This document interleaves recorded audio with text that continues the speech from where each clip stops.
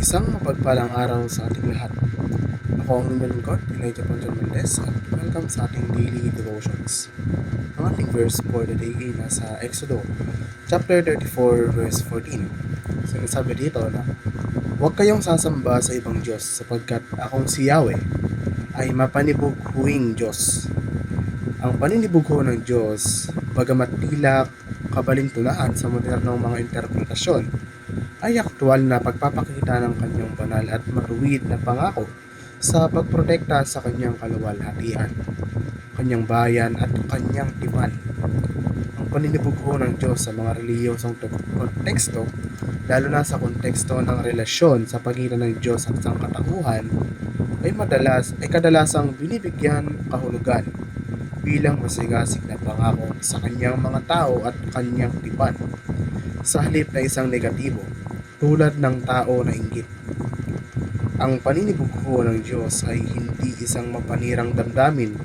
Sa halip, ito ay tanda ng kanyang marubdob na pangangalaga at pagnanais para sa isang malalim at tipan na relasyon sa kanyang mga tao. Pinoprotektahan ng panibugho na ito ang kanyang pag-ibig para sa atin at hinihikayat ang isang katumbas, walang pag-iisip na debosyon sa kanya. Ito ay isang anyo ng pag-ibig na nagbabantay laban sa karibal na pagmamahal sa kanyang sarili at nagpapalapit sa atin.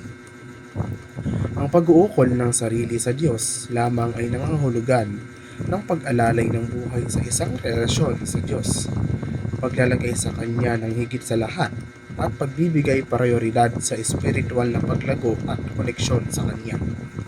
Kabilang dito ang paggawa ng mga pagpili na naaayon sa kalooban ng Diyos at paghahanap ng Kanyang patnubay sa lahat ng larangan sa buhay.